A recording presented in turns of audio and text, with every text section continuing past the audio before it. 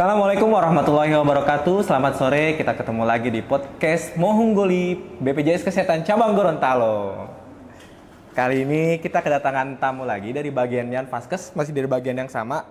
Tapi kali ini di sub bagian lain. Kalau episode sebelumnya di EP3RS, kali ini ada Kak Wiwin dan Kak Ilham. Halo, coba boleh sapa dulu pemirsanya.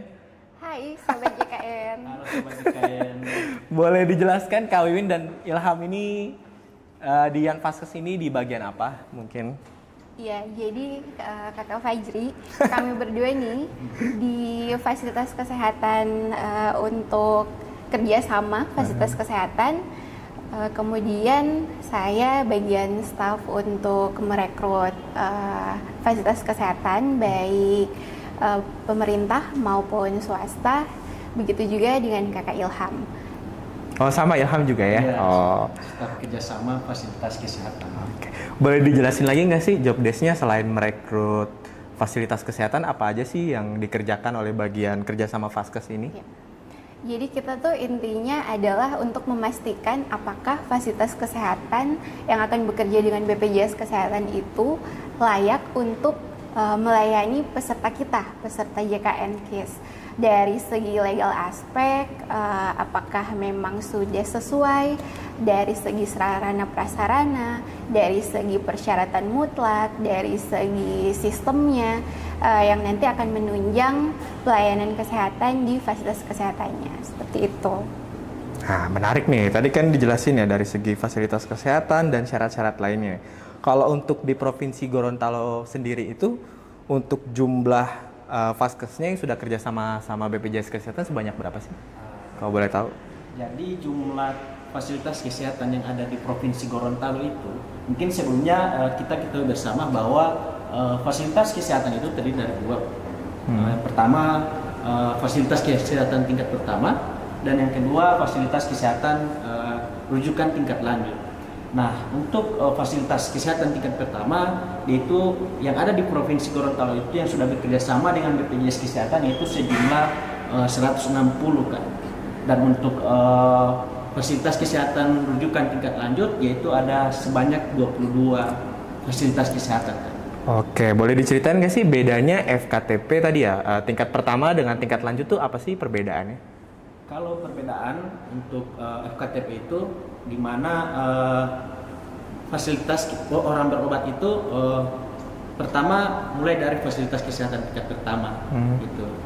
Nah, setelah itu ketika dilihat diagnosisnya atau perlu tindakan medis lanjutan itu dirujuk ke rumah sakit atau fasilitas kesehatan tingkat lanjut, seperti itu kan.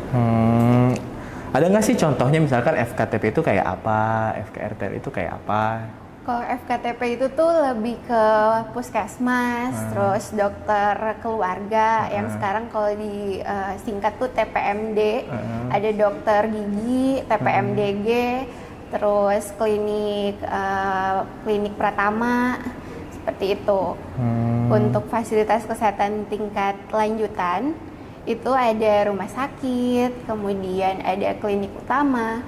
Jadi tuh kebanyakan Sobat JKN tuh kadang masih suka bingung klinik Pratama tuh sama klinik utama tuh bedanya apa sih? Nah, kalau klinik Pratama itu biasanya dokternya dokter umum dan dokter gigi biasa atau dokter gigi umum. Tapi kalau untuk klinik utama itu udah ada dokter spesialisnya, dan ini tingkatannya mirip seperti rumah sakit, tapi rumah sakitnya tipenya tipe D, seperti itu. Oh, spesifikasinya ya? Iya, spesifikasi. Nah, tadi dari 100-an tadi tuh bisa dipastikan nggak sih apakah seluruh wilayah atau di kabupaten kota di Provinsi Gorontalo ini sudah memiliki FKTP dan FKRTL masing-masing? Kalau untuk seluruh wilayah Provinsi Gorontalo itu semua sudah tersedia fasilitas kesehatan, entah itu fasilitas kesehatan tingkat pertama maupun tingkat lanjutan. Ya, dengan beberapa jenis juga seperti itu, entah itu puskesmas, klinik ataupun dokter praktik perorangan, seperti itu. Ataupun rumah sakit. Jadi masyarakat di Provinsi Gorontalo ini sudah mau dia di Bualemo, Pohuwato atau kota lainnya, nggak mesti ke kota berarti ya, bisa dia di masing-masing wilayah tersebut sudah ada fasilitas kesehatan ya. Oh, menarik, menarik. Kalau misalkan nih, lupa. Apakah seluruh fasilitas kesehatan milik pemerintah itu memang sudah otomatis dia terdaftar sebagai fasilitas kerjasama BPJS? Oke. Menarik nih, Mas Fajri. Sesuai dengan regulasi memang diwajibkan rumah sakit pemerintah itu tuh kerjasama dengan BPJS Kesehatan. Tapi sekali lagi BPJS Kesehatan akan memastikan apakah rumah sakit ini sudah sesuai standar dari segi legal aspeknya atau belum. Semisal udah ada tidak surat izin operasionalnya, udah ada belum akreditasinya seperti apa.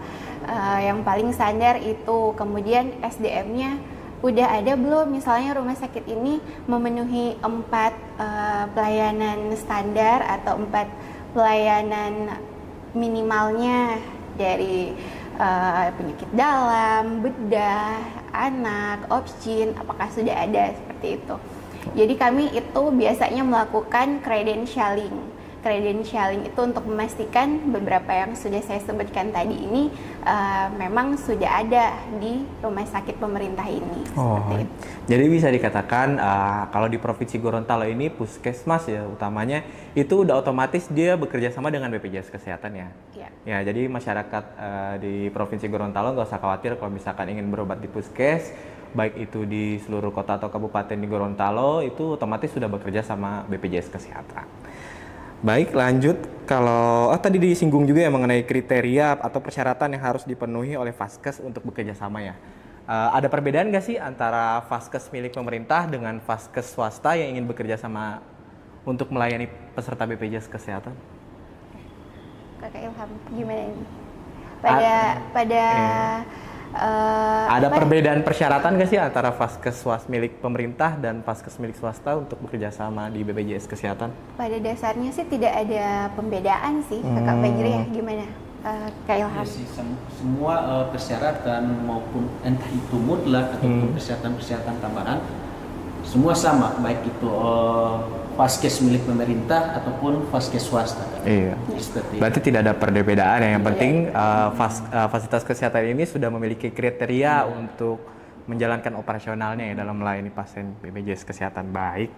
Boleh dirinciin lagi nggak sih atau mungkin diulang lagi tadi yang kriteria persyaratan apa aja sih? Siapa tahu nih pemirsa di rumah nih ada yang pengusaha fasilitas kesehatan dan dia ingin join juga nih untuk kerjasama dengan BPJS Kesehatan. Baik. Boleh dijelasin nggak sih? Boleh. Jadi nanti apabila Sobat JKN ada yang berprofesi dokter atau dokter umum ataupun punya klinik, rumah sakit atau fasilitas kesehatan yang akan bekerja sama dengan BPJS Kesehatan, nanti kasih surat lamaran seperti itu. Yang pertama surat lamaran biar BPJS tahu, oh ini nih ada calon Vaskes yang mau kerja sama BPJS seperti itu.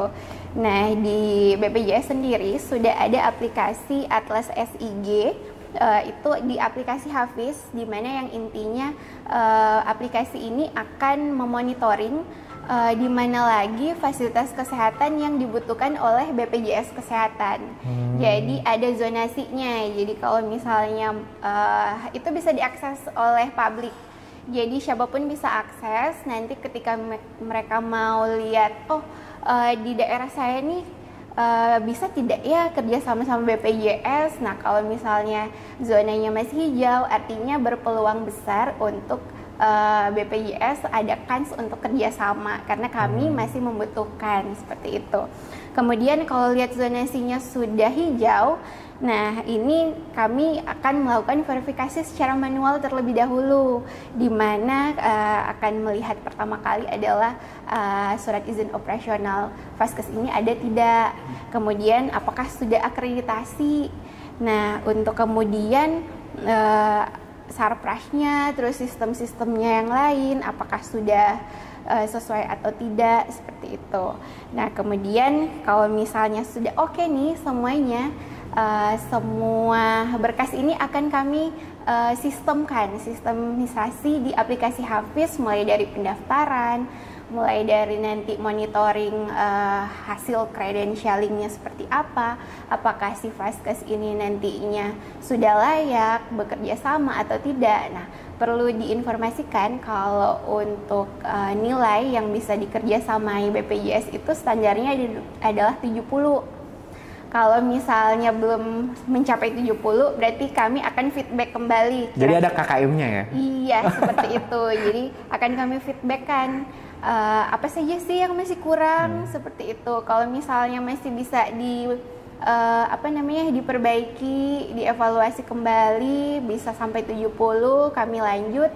Namun misalnya jika tidak, berarti sampai di situ dulu gitu kerjasamanya, sampai kemudian nanti Vaskes mencukupi nilai 70 dan syarat-syarat lainnya. Seperti itu sih Kakak Fajri. Oh baik ya, tadi lengkap ya, ada syarat-syaratnya, ada standar nilainya juga, itu demi menjaga kualitas pelayanan untuk peserta JKN mungkin ya maksudnya.